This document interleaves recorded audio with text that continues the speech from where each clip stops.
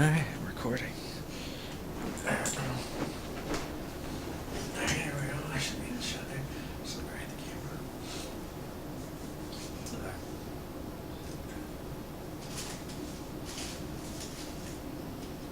Just gonna this episode. Alright.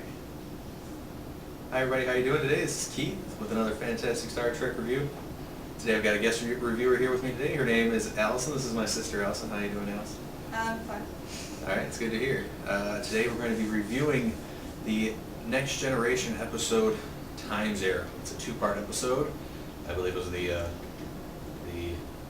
fifth season on. 226 and 227.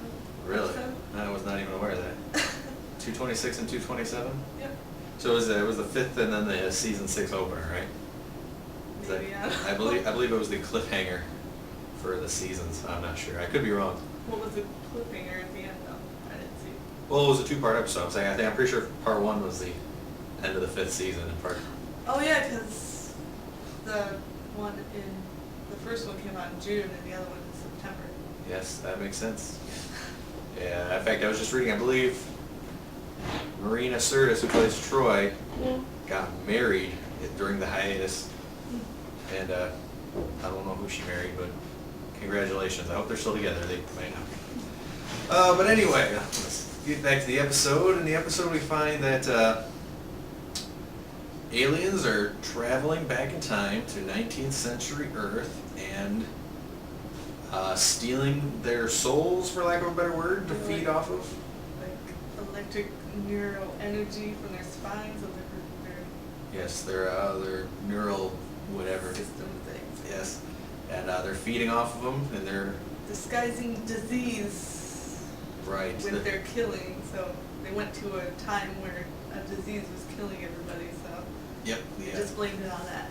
The cholera outbreak in San Francisco, and was there actually a cholera outbreak in San Francisco at that time? Maybe. Maybe, I don't know. That'd be an interesting thing to know. Maybe I should have looked that up first. But pretty good episode. What do you think your favorite part of this episode was, Allison?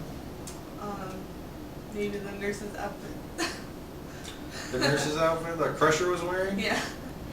Yeah, that's pretty cool. Pretty. It was really big. So Yes. they usually wear. Very Really big. period. Yes. They won the award for costumes.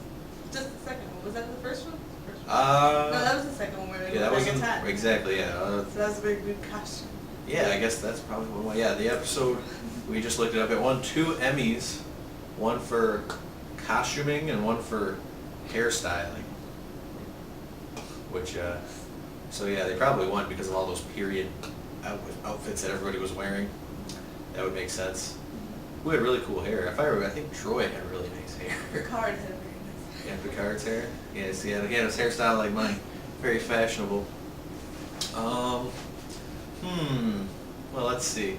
How did Data get his outfit? Like, first he was wearing like a vest over his Star Trek uniform.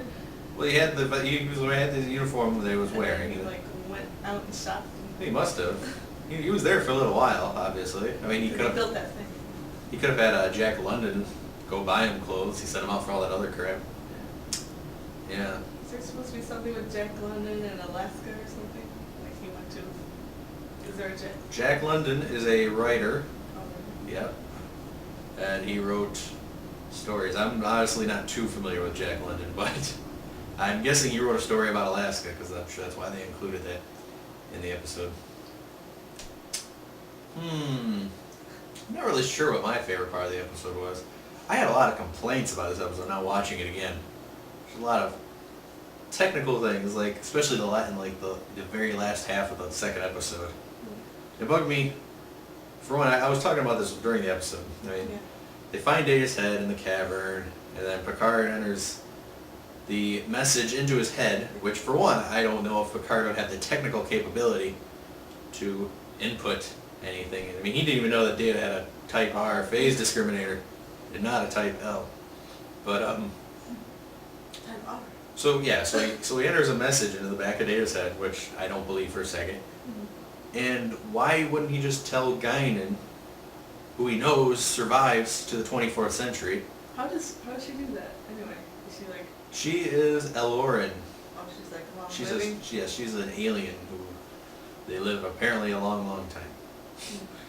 And But maybe she doesn't like interfering with. well, Maybe he knows that she won't tell. but he could have told her to tell. He could have said, "Look, don't say anything about any of this until after the away team gets back aboard the Enterprise." And once they do, But they did get it back. well, yeah, that's the thing. Yeah, the away team, once they got back to when Riker and them all got back, he could have said, "Look, okay, don't say anything about this until then. Mm-hmm. But once that happens, you tell them don't fire the torpedoes because it'll destroy the Earth or something." But she knows it works out anyway. How does she know it works out? Well, then she would have known to tell him if he didn't tell him. What? Like, she knows that he comes back, right? Well, once, I mean that they have come back. once they're in the 24th century, Guinan's knowledge of the future ceases because she doesn't, she doesn't know what's going to happen any more than anybody else because she's not from the future. She just knows she must have known that he got back, because in the past he went back. That's true, I guess. Then she didn't have to do anything for them to do that, so she knows it worked out. Yeah. Well, she knows he gets back. Mm-hmm. Yeah. Well, actually, no, she wouldn't know. Well, yeah, okay, he's yeah. gone. Yeah, she knows that He's gone from the that past. she would remember Mark Twain coming back, Yeah. and Picard is gone. I don't understand why she's being so stingy with it. Why can't she just say, "This is what you guys do"? She might even, want to interview with. if she really remembers, she can be like, "Here's what you do: you give Mark Twain a phaser, give him the snake, Because they already figured that out. tell him to set it to a .047 trillic wave, whatever." Because she already knows they're going to figure that out, and why interfere with something that already worked? Why should she interfere with something that might interfere so much that it doesn't? I can see what you're saying. Yeah, she doesn't want to interfere. Because she might Because, throw that off balance But how- and something else will happen. how does she know that she didn't tell him? Because she's not. Because she's not telling him. She doesn't tell him. But what? Okay, fine. I'll buy that. But I still don't understand why Picard wouldn't just say, "Look, when you get to this time, you tell them." Maybe he was more concerned over being hurt than because she got knocked back. I don't know. I had other issues too. I'm trying to remember what they were. What about the pistol? Like it was oh. one. Didn't he say it was one? And then Data first said it was two? When Data first saw the Colt 45, he said it was a double action handgun or something like But that. did Twain say it again in the second episode? I don't believe so. I think all he said was that time travelers are probably suspect to the Colt 45. Okay. But But it's a simple one. but it's a single action. I did not pick up on that. So yeah, so I had a lot of issues with that. Oh, and then that was the other thing is that Riker says, or we're on. So he had a few things. Okay, for one, when they send Mark Twain back, Riker and Worf say we have no way of knowing whether or not he succeeded. Like, well, obviously he got back to his own time.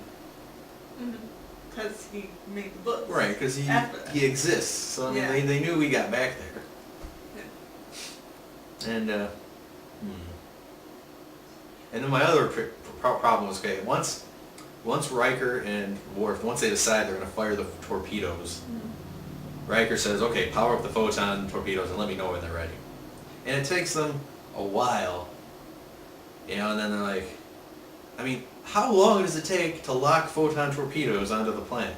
I mean, are you telling me that if a ship starts attacking them, they're like, "All right, power up the photon torpedoes. I'll be in the ready room. Just let me know when they come online." I mean, it should only take a matter of a minute or so to bring the torpedo online. Just pound away at it. Well, maybe because it was in a cavern, it was harder to locate.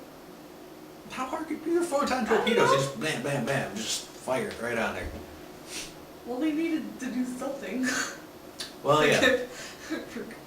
Well, obviously the reason. Show it. Oh yes, obviously the reasoning is that they needed like some dramatic tension, and they needed there to be time for the story, but it just doesn't make sense.